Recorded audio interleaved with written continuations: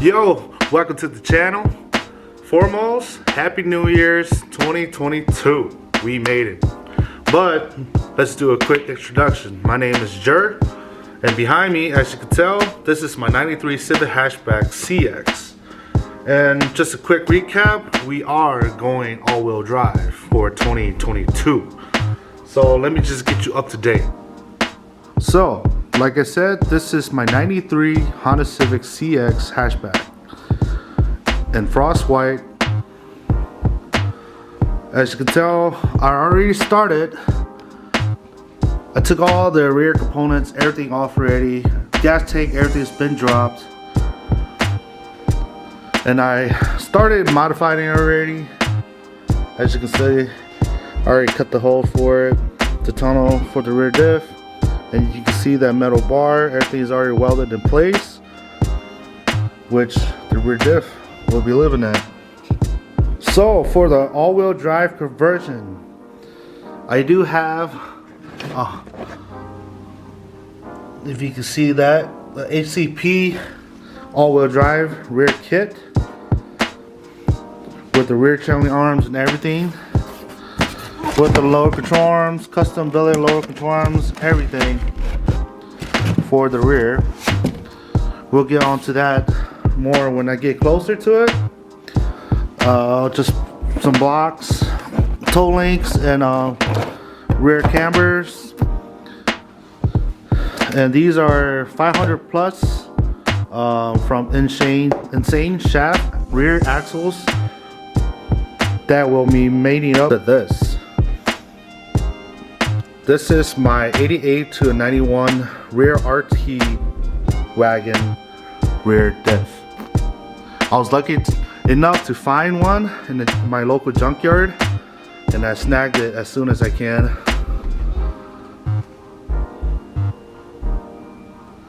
So I was pumped when I found that, because I was gonna go with the CRV rear diff, but this was like I struck gold. And you cannot believe how much I paid for that. But that's my diff of choice. And the transmission that I am running, this is a 02 CRV all-wheel drive transmission that I got from the same junkyard. Sitting here at the moment, I need to open it up, clean it up, inspect it. But we'll go on to a different day. Alright, here's a little interior shot. I did do a 92 SI full interior swap,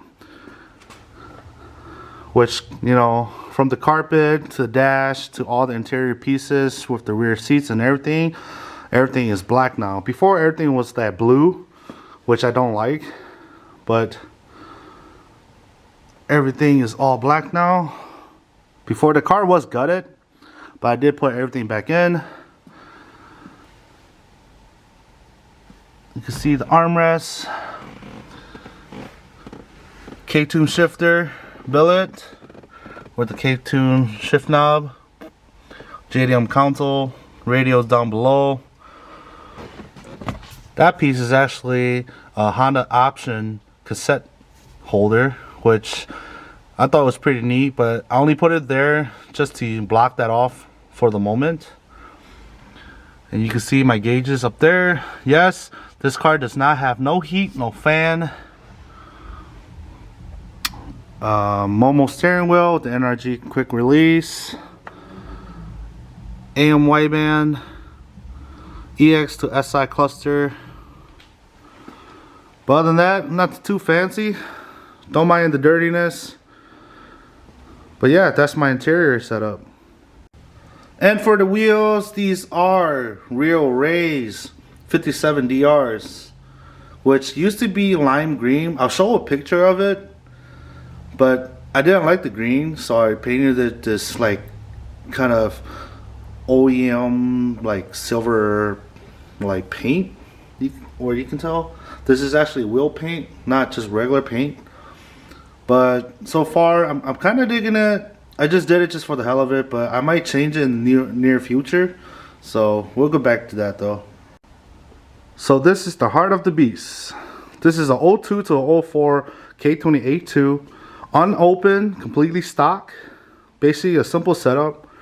RBC manifold, precision 6266 turbo, PLM sidewinder, K2 72 mil throttle body, mostly K2 everything, which, you know, I am kind of a K2 fanboy, but whatever works.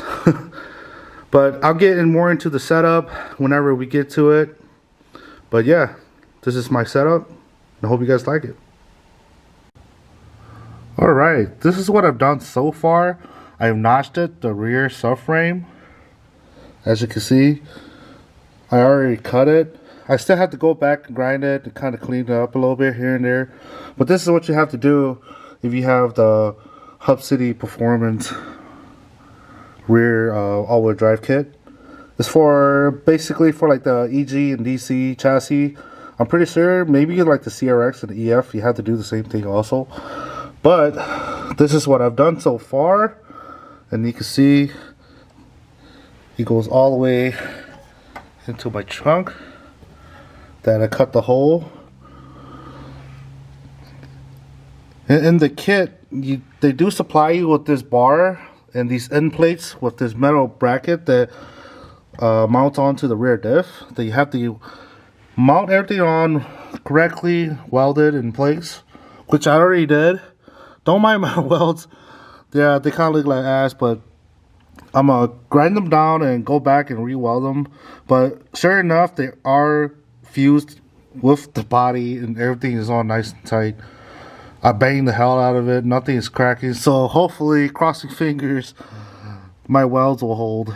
I just need a new welder because I'm using this gasless electric Harbor Freight welder, which my welds looks like shit. But you know what? I'm using what I got. Can't complain on that. And I'm doing this on the ground, just like right now. I am laying down just to show you guys what I've done. So yeah. Alright, since you're caught up, I'm about to do some work. So I'm going to go back, clean up, do some more welding, some more grinding, and kind of just file down all the stuff that I cut so it won't be so sharp. And get it a fresh undercoat, and yeah, we'll go on from there. Alright, went back and grinded down some spots and re-welded. I put some rubberized undercoating onto all the bare metal that I grinded, but looking good. Alright, so I just got done spraying the bottom part with undercoating and rust protection. It's still wet, so I'm gonna go ahead and start putting the subframe part of the rear diff on. Alright, just a head note, loosening these 6 right here is for to mount the diff. Just get some wiggle room so you can put the diff on, and these 4 has to come off so you can mount it on down to the subframe. Alright, I took in the bolts out, but these 2 bolts lines up with the factory Honda 2 bolts or 2 bolt holes right here, which is nice because it lines up everything nice and correctly. So let's start by, there is a short one and there is a long one. Short one goes on top, long one goes on the bottom. It's basically just putting a subframe brace on. Same thing, but that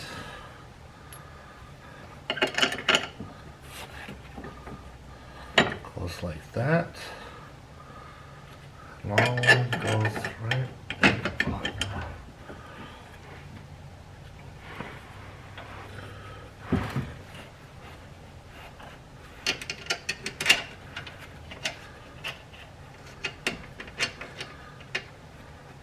There is a nut that goes behind these 2 that you can get access from the back.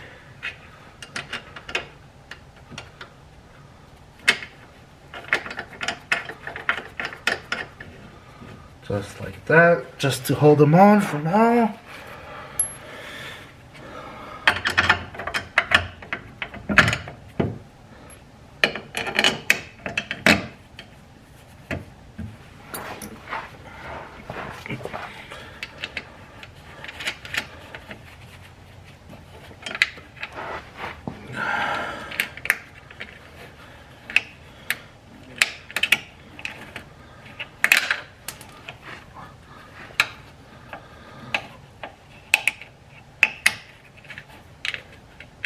Sorry guys, I'm just in the awkward position.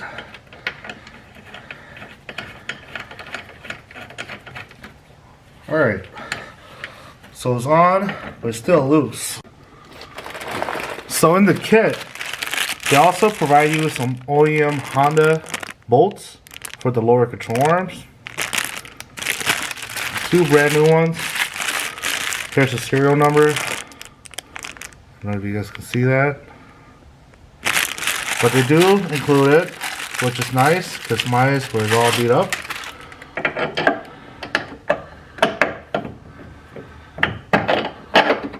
Just make sure they line up nicely before you go ahead and start torquing it down.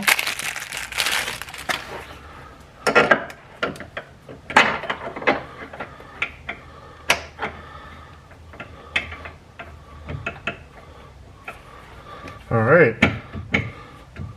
since it's all nice and tight, or nice and snug,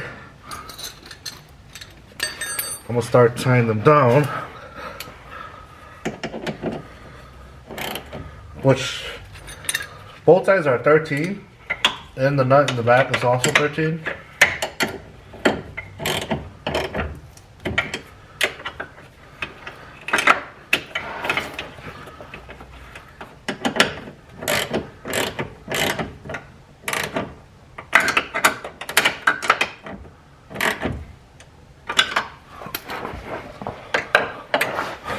Snugging them up at the moment.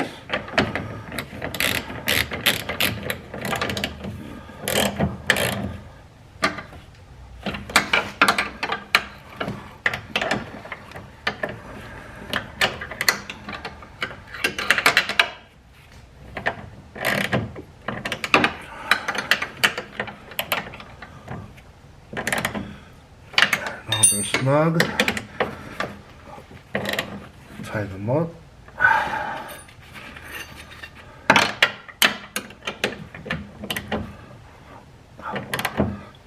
Ooh. Yeah, don't strip the bolt, okay?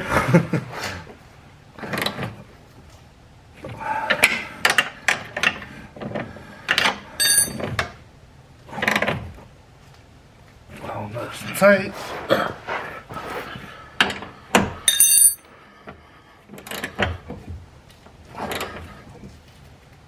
That one's nice and tight. Alright. Then she's nice and solid.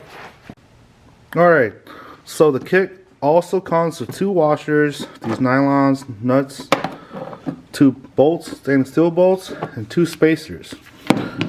These spacers are for the subframe. As you see, those 2 holes that you have to drill for these 2 bolts to go down there.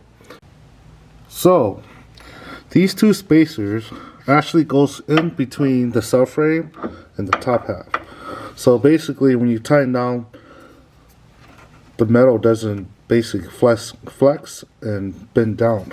So you gotta put these inside carefully. After that, you just put the bolt on top and try to make it through. But remember, when you mount this plate in, Honda already has a hole that's factory from there. All you gotta do is just drill straight up and make that hole that goes to right into the trunk. So remember the spacer that we put in there, the bolt goes on top straight through, it comes out on the other side. And again, the spacer, bolt goes to the top. I can find the hole.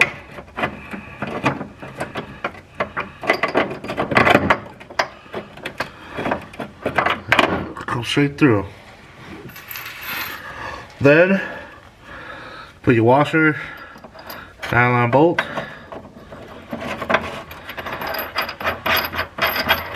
Just tighten her up.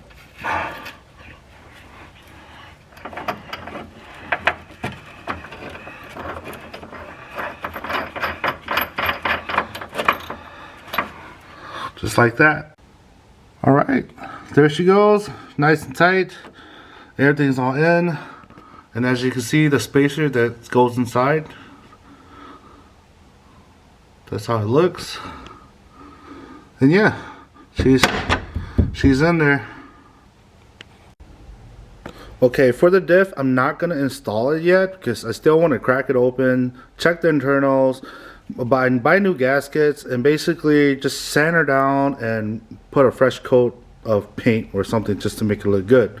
Even though I might just paint it black, just so you know people won't really see it. But yeah, she still needs a lot of work.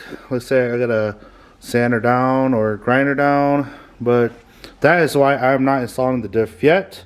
So stay tuned on another video when we do that.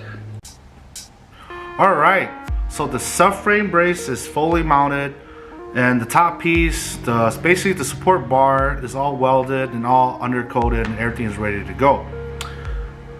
I could put the diff on now, but like I said, I want to wait. I want to take the diff apart, check everything through, make sure everything is good, reseal it, clean it up, paint it, then I'll install the diff. But next on the agenda is gonna be the rear trailing arms and basically installing both of them onto the car so I can actually lower the car back down onto the ground and start working on the front. So basically I can take the trans out and get it all ready to go, because I need to get the length from the rear diff and all the way to the front to measure it out so I can send that to a guy that will make me a custom drive shaft. But other than that, if you made it all the way at the end of this video, I thank you. This is gonna be more to come, you know. The next couple hours is gonna be 2022. So yeah, we made it. And yeah, this is my first video beginning for the new year, and I hope you guys come with me on this journey of me building this all-wheel drive hatch. But other than that, I'll see you guys in the next one. Peace.